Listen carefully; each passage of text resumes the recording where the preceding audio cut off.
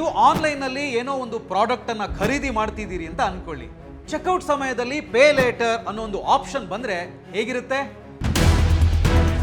ಕೇಳೋದಕ್ಕೆ ತುಂಬ ಚೆನ್ನಾಗಿದೆಯಲ್ವಾ? ಆದರೆ ಈ ಆಪ್ಷನ್ ನಿಜವಾಗಿಯೂ ನಮಗೆ ಲಾಭದಾಯಕನಾ? ಏನದು ಆಪ್ಷನ್ ಅಂತ ಕೇಳ್ತಾ ಇದ್ದೀರಾ? ಅದೇನೆ BNPL. BNPL ಅಂದರೆ ಬೈ ನೌ ಪೇ ಲೇಟರ್ ಅನ್ನೋ ವ್ಯವಸ್ಥೆ. ಇದು ನಮಗೆ ಹಣ ಉಳಿಸೋದಕ್ಕೆ ಸಹಾಯ ಮಾಡುತ್ತಾ ಅಥವಾ ನಮಗೆ ಗೊತ್ತಾಗದಂತೆ ನಮ್ಮನ್ನ ಸಾಲಗಾರರನ್ನಾಗಿ ಮಾಡುತ್ತಾ?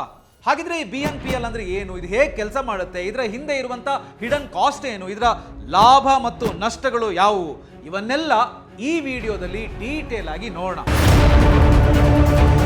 ಈ ವಿಡಿಯೋ ನೋಡಿದ ನಂತರ ನಿಮಗೆ ಗೊತ್ತಾಗುತ್ತೆ BNPL ಬಳಸಬೇಕಾ ಅಥವಾ ಬೇಡವಾ ಅಂತೇಳಿ. ಅದನ್ನ ನೀವೇ ಡಿಸೈಡ್ ಮಾಡಬಹುದು. ಹಾಯ್ ಹಲೋ ನಮಸ್ಕಾರ, ವೆಲ್ಕಮ್ ಟು ಬಾಸ್ವಾಲಾ ಡೈಲಿ. ನಾನು ಶೇಷಕೃಷ್ಣ ಭಟ್. ಮೊದಲಿಗೆ BNPL ಅಂದ್ರೆ ಏನು ಅಂತ ನೋಡೋಣ. BNPL by now pay litre option ಅಂದ್ರೆ ಇದು ಒಂದು ರೀತಿಯ ಶಾರ್ಟ್ ಟರ್ಮ್ ಲೋನ್.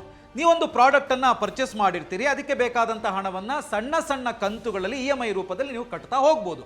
ಅದು ಸಣ್ಣ ಸಣ್ಣ ವಸ್ತುವಾಗಿರ್ಬೋದು ಅಥವಾ ದುಬಾರಿ ವಸ್ತುವಾಗಿರ್ಬೋದು. ಬೇರೆ ಬೇರೆ ಲೋನ್ಗಳಂತೆ ಅಲ್ಲ ಇದು.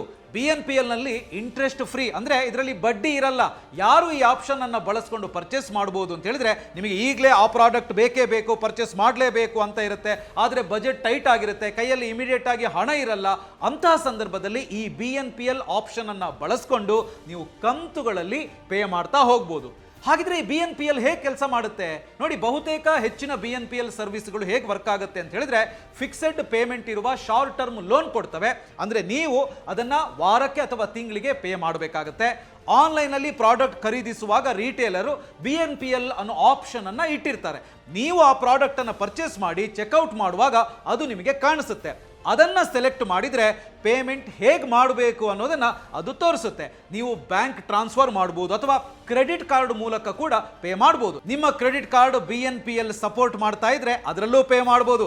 ಈ BNPL ಇದೆಯಲ್ಲ, ಇದು ಇನ್ಸ್ಟಾಲ್ಮೆಂಟ್ ರೀತಿಯಲ್ಲಿ ಕೆಲಸ ಮಾಡುತ್ತೆ. ಇನ್ನು ಈ BNPL ವ್ಯವಸ್ಥೆಯಲ್ಲಿ 3 ಕೆಟಗರಿಯವರು ಇರ್ತಾರೆ. ಖರೀದಿದಾರರು ಅಂದ್ರೆ ಬೈಯರ್, ಮಾರಾಟಗಾರರು ಸೆಲ್ಲರ್, ಲೋನ್ ನೀಡುವಂತ ಸಂಸ್ಥೆ ಅಂದ್ರೆ ಲೋನ್ ಪ್ರೊವೈಡರ್. ಮಾರಾಟಗಾರ ಅಂದ್ರೆ ಸೆಲ್ಲರ್ ಒಂದು ಲೋನ್ ಪ್ರೊವೈಡರ್ನಿಂದ ಫುಲ್ ಅಮೌಂಟ್ ಅನ್ನ ತಗೊಳ್ತಾನೆ. ನೀವು ಆ ಹಣವನ್ನ ಲೋನ್ ಪ್ರೊವೈಡರ್ಗೆ ಸ್ವಲ್ಪ ಸ್ವಲ್ಪವಾಗಿ ಅಂದ್ರೆ ಕಂತುಗಳಲ್ಲಿ ಪೇ ಮಾಡಿ ಮುಗಿಸ್ತೀರಾ. ಒಂದೋ ನಿಮ್ಮ ಕ್ರೆಡಿಟ್ ಕಾರ್ಡ್ ಯೂಸ್ ಮಾಡಿ ಅಥವಾ ಬೇರೆ ಬೇರೆ ಸರ್ವಿಸ್ಗಳನ್ನು ಯೂಸ್ ಮಾಡಿ ನೀವು ಇನ್ಸ್ಟಾಲ್ಮೆಂಟ್ ರೀತಿಯಲ್ಲಿ ಕಟ್ಟಿ ಮುಗಿಸ್ತೀರಿ. ಆದರೆ ಸಾಮಾನ್ಯವಾಗಿ BNPL ಬಳಸುವ ಮೊದಲು ನೀವು 25% ಡೌನ್ ಪೇಮೆಂಟ್ ಕೊಡಬೇಕಾಗತ್ತೆ. ಅದಾದ ನಂತರ ಉಳಿದ ಹಣವನ್ನು ನೀವು ಸ್ವಲ್ಪ ಸ್ವಲ್ಪವಾಗಿ ಕಂತುಗಳಲ್ಲಿ ಪಾವತಿ ಮಾಡ್ತಾ ಹೋಗ್ಬೋದು. ಬಹುತೇಕ ಎಲ್ಲ ಪೇಮೆಂಟ್ಗಳು ಆಟೋ ಡೆಬಿಟ್ ಆಗುತ್ತೆ. ನಿಮ್ಮ ರಿಜಿಸ್ಟರ್ ಮಾಡಿದ ಬ್ಯಾಂಕ್ ಅಕೌಂಟ್ ಅಥವಾ ಕ್ರೆಡಿಟ್ ಕಾರ್ಡ್ ಮೂಲಕ ಡೆಬಿಟ್ ಆಗುತ್ತೆ. ಹಾಗಿದ್ರೆ ಯಾಕೆ ಹೆಚ್ಚು ಜನ BNPL ಬಳಸ್ತಾರೆ? ಒಂದು, ಕನ್ವೀನಿಯನ್ಸು, ಸೌಲಭ್ಯ. ತಕ್ಷಣ ಏನಾದರೂ ಬೇಕಿದೆ, ಆದರೆ ಇನ್ನೂ ಕೂಡ ಸ್ಯಾಲ್ರಿ ಆಗಿಲ್ಲ, ಕೈಯಲ್ಲಿ ಈ ಪ್ರಾಡಕ್ಟ್ ಅನ್ನು ಪರ್ಚೇಸ್ ಮಾಡೋಕ್ಕೆ ಬೇಕಾದಂಥ ಹಣ ಇರಲ್ಲ ಅಂದರೆ ಆಗ BNPL ಆಪ್ಷನ್ ಮೂಲಕ ಪ್ರಾಡಕ್ಟ್ ಅನ್ನ ತಕ್ಷಣ ಖರೀದಿಸಬಹುದು. ಸ್ಯಾಲ್ರಿ ಬರೋವರೆಗೆ ಕಾಯಬೇಕಾಗಿಲ್ಲ, ಯಾರನ್ನು ಕೇಳಬೇಕಾಗಿಲ್ಲ.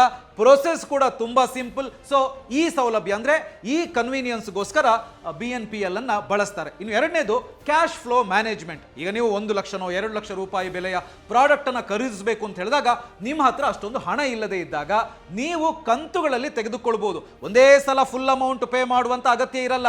ಈಗ ನಿಮ್ಮ ಹತ್ರ ಎಷ್ಟು ಹಣ ಇದೆ ಅದನ್ನ ಡೌನ್ ಪೇಮೆಂಟ್ ಮಾಡಿ BNPL ಆಪ್ಷನ್ ಅನ್ನು ಬಳಸಿ ನೀವು ನಿಮಗೆ ಬೇಕಾದಷ್ಟು ಪ್ರಾಡಕ್ಟ್ ಅನ್ನ ಖರೀದಿಸಬಹುದು. ಆಮೇಲೆ ಕಂತುಗಳಲ್ಲಿ ಹಣವನ್ನ ಪೇ ಮಾಡ್ತಾ ಹೋಗ್ಬೋದು. ಇನ್ನು ಮೂರನೇದು ಶಾರ್ಟ್ ಟರ್ಮ್ ಮತ್ತು ಬಡ್ಡಿ ಇಲ್ಲ. ಇಲ್ಲಿ ತುಂಬಾ ಇಂಟ್ರೆಸ್ಟಿಂಗ್ ಆಗಿರುವಂತ ವಿಷಯ ಇದು BNPL ನಲ್ಲಿ. ಅಂದ್ರೆ ಇಲ್ಲಿ ಸರ್ವಿಸ್ಗಳು ಇಂಟ್ರೆಸ್ಟ್ ಫ್ರೀ ಇರುತ್ತೆ. ನಿಗದಿತ ಸಮಯದೊಳಗಡೆ ನೀವು ಪೇ ಮಾಡಿದ್ರೆ ಆಯ್ತು. ಆಗ ಹೆಚ್ಚುವರಿ ಹಣ ಕೊಡಬೇಕಾಗಿಲ್ಲ.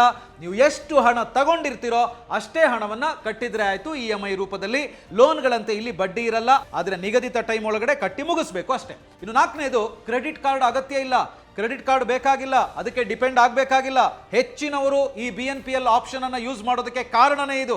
ಈಗ ಹೆಚ್ಚಾಗಿ ಸ್ಟೂಡೆಂಟ್ಸ್ ಅಥವಾ ಹೊಸದಾಗಿ ಕೆಲಸ ಶುರು ಮಾಡಿದವರಿಗೆ ಕ್ರೆಡಿಟ್ ಕಾರ್ಡ್ ಪಡೆಯೋದು ತುಂಬಾ ಕಷ್ಟ. ಯಾಕಂದ್ರೆ ಕ್ರೆಡಿಟ್ ಹಿಸ್ಟ್ರಿ ಇರಲ್ಲ, ಅಂದ್ರೆ ಕ್ರೆಡಿಟ್ ಕಾರ್ಡ್ ಅವರಿಗೆ ಸಿಗಲ್ಲ.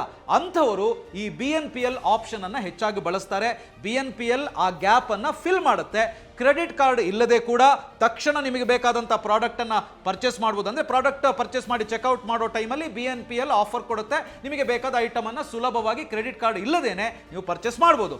ಇದೆಲ್ಲ ನಿಜ, ಕನ್ವೀನಿಯನ್ಸ್ ಎಲ್ಲ ಓಕೆ. BNPL ಯೂಸ್ ಮಾಡಿ ನಮಗೆ ಬೇಕಾದ ಐಟಮ್ ತಗೊಳ್ಬಹುದು ನಿಜ. No interest no credit card ಅದು ಹೌದು, ಆದರೆ ಇದರಲ್ಲೇನಾದರೂ ಹಿಡನ್ ಕಾಸ್ಟ್ ಇದೆಯಾ? ಏನಾದರೂ ಇದನ್ನು ಯೂಸ್ ಮಾಡಿದರೆ ನಮಗೇನಾದರೂ ನಷ್ಟ ಆಗುವಂಥ ಚಾನ್ಸಸ್ ಇದೆಯಾ? ಹಾಗಿದ್ರೆ ಇದರ ಹಿಡನ್ ಕಾಸ್ಟ್ ಏನು ಅದನ್ನು ಈಗ ನೋಡ್ತಾ ಹೋಗೋಣ. ಮೊದಲನೇದು ಹೆಚ್ಚುವರಿ ಖರ್ಚು. ನೋಡಿ, ಸ್ಟಡೀಸ್ ಪ್ರಕಾರ BNPL ಯೂಸ್ ಮಾಡುವಂಥವ್ರು ಹೆಚ್ಚಿನವರು ಅವಶ್ಯಕತೆಗಿಂತ ಹೆಚ್ಚು ವಸ್ತುಗಳನ್ನು ಖರೀದಿ ಮಾಡ್ತಾರೆ. ಈಗ ಪೇ ಮಾಡೋದು ಬೇಡ ಅಲ್ವಾ ಅಂತ ಹೇಳುವಂಥ ಮನಸ್ಥಿತಿಯಿಂದ ಓವರ್ ಸ್ಪೆಂಡಿಂಗ್ ಆಗುತ್ತೆ. ಪೇ ಮಾಡದೇ ಇದ್ರೂ ಎಲ್ಲವೂ ಸಿಗುತ್ತೆ ಅಂತ ಹೇಳಿದಾಗ ಹೆಚ್ಚೆಚ್ಚು ಖರೀದಿ ಮಾಡ್ತಾರೆ. ಎರಡನೇದು ಲೇಟ್ ಪೇಮೆಂಟ್ ಚಾರ್ಜಸ್. BNPL ನಲ್ಲಿ ಇಂಟ್ರೆಸ್ಟ್ ಫ್ರೀ. ಯಾವಾಗ? ಸಮಯಕ್ಕೆ ಸರಿಯಾಗಿ ಪೇ ಮಾಡಿದ್ರೆ ಮಾತ್ರ. ಸಮಯಕ್ಕೆ ಸರಿಯಾಗಿ ಪೇ ಮಾಡದೆ ಹೋದ್ರೆ ನೀವು ಪೆನಾಲ್ಟಿ ಕಟ್ಟಬೇಕಾಗತ್ತೆ. ಅಂದ್ರೆ ಏನಾದರೂ ಡ್ಯೂ ಡೇಟ್ ದಾಟಿತು ಅಂತ ಹೇಳಿದ್ರೆ ಹೈ ಪೆನಾಲ್ಟಿ ಮತ್ತು ಹೈ ಚಾರ್ಜಸ್ ಹಾಕ್ತಾರೆ. ಇನ್ನು ಮೂರನೇದು ಕ್ರೆಡಿಟ್ ಸ್ಕೋರ್ ಮೇಲೆ ಪರಿಣಾಮ. ನೀವು BNPL ಬಳಸಿ ಪರ್ಚೇಸ್ ಮಾಡ್ತೀರಿ, ಆದರೆ ಕಂತುಗಳನ್ನು ಮಿಸ್ ಮಾಡಿದ್ರೆ, ಡ್ಯೂ ಡೇಟ್ ದಾಟ್ತು ಅಂತ ಹೇಳಿದ್ರೆ ನಿಮ್ಮ ಕ್ರೆಡಿಟ್ ಸ್ಕೋರ್ ಡೌನ್ ಆಗುತ್ತೆ. ಭವಿಷ್ಯದಲ್ಲಿ ಲೋನ್ ಪಡೆಯೋದಕ್ಕೆ ಅಥವಾ ಕ್ರೆಡಿಟ್ ಕಾರ್ಡ್ ಪಡೆಯೋದಕ್ಕೆ ಇದರಿಂದ ಕಷ್ಟವಾಗಬಹುದು. ಇನ್ನು ನಾಲ್ಕನೇದು ಸಣ್ಣ ಸಣ್ಣ ಸಾಲಗಳು. ಒಂದು ಪ್ರಾಡಕ್ಟ್ ಖರೀದಿ ಮಾಡಿದ್ರೆ ಓಕೆ, EMI ಅಂದ್ರೆ ತಗೊಂಡು ಕಟ್ಟಿ ಮುಗಿಸ್ಬಿಡ್ತೀರಿ. ಆದರೆ ಇಲ್ಲಿ BNPL ಆಪ್ಷನ್ ನಲ್ಲಿ ಹಲವಾರು ಪ್ರಾಡಕ್ಟ್ಗಳನ್ನು ತೆಗೆದುಕೊಂಡು ಕಟ್ಟಿಲ್ಲ ಅಂದ್ರೆ, ಅದು BNPL ನಲ್ಲಿ ತೆಗೆದುಕೊಂಡ್ರೆ ನಿಮಗೆ ಕಟ್ಟಕ್ಕಾಗಿಲ್ಲ ಅಂದ್ರೆ ಇಲ್ಲಿ ಮೈಂಡ್ ಸೆಟ್ ಹೇಗಿರುತ್ತೆ ನೋಡಿ, ಹೇಗೋ ಈಗಲೇ ಪೇ ಮಾಡೋದು ಬೇಡ ಅಲ್ವಾ ಅಂತ ರೆಗ್ಯುಲರ್ ಆಗಿ ನೀವು ಈ BNPL ಆಪ್ಷನ್ ಅನ್ನು ಬಳಸಿ ಪರ್ಚೇಸ್ ಮಾಡ್ತಾ ಹೋಗೋ ಸಾಧ್ಯತೆ ಇದೆ. ಅದೇನಾದರೂ ಆಯಿತು ಅಂತ ಹೇಳಿದ್ರೆ ಆಮೇಲೆ ನಿಮಗೆ ಕಟ್ಟಕ್ಕಾಗದೆ ಕಷ್ಟಪಡಬೇಕಾಗಿತ್ತು, ನಿಮಗೆ ಗೊತ್ತಾಗದೆ ನೀವು ಸಾಲಗಾರರಾಗ್ಬಿಡ್ತೀರಿ. ಈ ರಿಸ್ಕ್ ಇದೆ. ಬೇಕಾದಂತೆ ನೋಡಿಕೊಂಡು ಯೂಸ್ ಮಾಡಿದ್ರೆ ಮಾತ್ರ ನಿಮಗೆ ಪ್ಲಸ್ ಆಗುತ್ತೆ. ಇನ್ನು BNPL ನಲ್ಲಿ ಲಾಭ ಏನು ನಷ್ಟ ಏನು ಅಂತ ನೋಡೋಣ. ಲಾಭಗಳ ಬಗ್ಗೆ ಮಾತನಾಡೋದಿದ್ರೆ ಸಣ್ಣ ಸಣ್ಣ ಕಂತುಗಳಲ್ಲಿ ನೀವು ಪೇ ಮಾಡ್ಬೋದು, ಒಮ್ಮೆಗೆ ಕೊಡಬೇಕಾಗಿಲ್ಲ. ಪ್ರೊಸೆಸ್ ತುಂಬಾ ಸಿಂಪಲ್ಲು, ಆಮೇಲೆ ಕ್ರೆಡಿಟ್ ಕಾರ್ಡ್ ಕೂಡ ಬೇಡ. ಸೊ ಇದು ಒಂಥರ ಲಾಭ ಅಂತ ಹೇಳ್ಬೋದು. ನಷ್ಟ ಏನು? ಲೇಟ್ ಪೇ ಮಾಡಿದ್ರೆ ಕ್ರೆಡಿಟ್ ಸ್ಕೋರ್ ಡೌನ್ ಆಗುತ್ತೆ, ಪೆನಲ್ಟಿ ಬೀರುತ್ತೆ, ಹೆಚ್ಚುವರಿ ಚಾರ್ಜಸ್ ಇರುತ್ತೆ, ಆಮೇಲೆ ರಿಟರ್ನ್ ಮತ್ತೆ ರೀಫಂಡ್ ಪ್ರೊಸೆಸ್ ಒಂದು ಸ್ವಲ್ಪ ಇಲ್ಲಿ ಕಾಂಪ್ಲಿಕೇಟ್ ಇದೆ. BNPL ಸುಲಭ ಮತ್ತು ಅಫೋರ್ಡೆಬಲ್ ಅಂತ ಅನ್ನಿಸ್ಬೋದು, ಆದರೆ ಬಳಸುವ ಮೊದಲು ನಿಮಗೆ ಎರಡು ವಿಷಯಗಳು ಗೊತ್ತಿರಲೇಬೇಕು. ಆ ಎರಡು ವಿಷಯಗಳನ್ನು ನೀವು ತಿಳ್ಕೊಂಡಿರಬೇಕು. ಮೊದಲನೇದು, ನಿಜವಾಗಿಯೂ ಇದರ ಅವಶ್ಯಕತೆ ಇದೆಯಾ? ಈ ಪ್ರಾಡಕ್ಟ್ ಅಥವಾ ಈ ವಸ್ತುವನ್ನ ನಿಜವಾಗಿಯೂ ನಾನು ಪರ್ಚೇಸ್ ಮಾಡಬೇಕಾ? ನನಗೆ ಅನಿವಾರ್ಯತೆ ಇದೆಯಾ? ಇದನ್ನ ಯೋಚಿಸಿ ತಕ್ಷಣಕ್ಕೆ ಬೇಕಿದ್ರೆ ಮಾತ್ರ ಈ ಆಪ್ಷನ್ ಅನ್ನು ಬಳಸಿ ಪರ್ಚೇಸ್ ಮಾಡಿ. ಇಲ್ಲ ಅಂತ ಹೇಳಿದ್ರೆ ನಾನಾಗಲೇ ಹೇಳಿದಂಗೆ ಸಾಲಗಾರರನ್ನಾಗಿ ಮಾಡಿಬಿಡುತ್ತೆ ಇದು. ಈಗೇನು ಪೇ ಮಾಡೋದು ಬೇಡವಲ್ಲ, ಮತ್ತೆ ಕಟ್ಟಿದ್ರೆ ಸಾಕಲ್ಲ ಅಂತ ಹೇಳಿ ಇಟ್ಟು ಆಮೇಲೆ ಕಷ್ಟ ಆಗ್ಬೋದು. ಇನ್ನು ಎರಡನೇದು, ರಿಸ್ಕ್ ಮತ್ತು ಪರಿಣಾಮಗಳನ್ನು ತಿಳ್ಕೊಳ್ಳಿ. ಡ್ಯೂ ಡೇಟ್ ಮಿಸ್ ಮಾಡದೆ ಪೇ ಮಾಡೋದಕ್ಕೆ ನನ್ನಿಂದ ಸಾಧ್ಯ ಇದೆಯಾ ಅದನ್ನು ಚೆಕ್ ಮಾಡ್ಕೊಳ್ಳಿ. ಹಾಗೇನೆ ಇತರೆ ಫೈನಾನ್ಷಿಯಲ್ ಆಪ್ಷನ್ಗಳಿಗೆ ಹೋಲಿಸಿ ನಂತರ ನಿಮ್ಮ ಡಿಸಿಷನ್ ಅನ್ನು ನೀವು ತೆಗೆದುಕೊಳ್ಬಹುದು. BNPL ಒಳ್ಳೆಯ ಆಪ್ಷನ್, ಆದರೆ ಅದನ್ನು ನೀವು ಹೇಗೆ ಯೂಸ್ ಮಾಡ್ತೀರಿ ಅದರ ಮೇಲೆ ಅದು ಡಿಪೆಂಡ್ ಆಗಿರುತ್ತೆ. ಸೊ ಈ ವಿಡಿಯೋದಲ್ಲಿ BNPL ನ ಹಿಡನ್ ಕಾಸ್ಟ್, ಲಾಭ ನಷ್ಟ, ಹೇಗೆ ಯೂಸ್ ಮಾಡೋದು ಎಲ್ಲವನ್ನ ಕೂಡ ನಾನು ತಿಳಿಸ್ಕೊಟ್ಟಿದ್ದೀನಿ. ಸೊ BNPL ಆಪ್ಷನ್ ಅನ್ನು ಬಳಸಬೇಕಾ ಬೇಡವಾ ಅಂತ ಹೇಳುವಂಥದ್ದನ್ನು ನೀವೇ ಡಿಸೈಡ್ ಮಾಡಬೇಕು. ಸೊ ಈ ವಿಡಿಯೋ ನಿಮಗೆ ಇಷ್ಟ ಆಗಿದೆ ಅಂದರೆ ಲೈಕ್ ಮಾಡಿ, ಶೇರ್ ಮಾಡಿ, ಹಾಗೆಯೇ ಬಾಸ್ವಾಲಾ ಡೈಲಿ ಚಾನಲ್ ಅನ್ನು ಸಬ್ಸ್ಕ್ರೈಬ್ ಮಾಡಿ. ಬಾಸ್ವಾಲಾ, ಬಿ ದ ಬಾಸ್.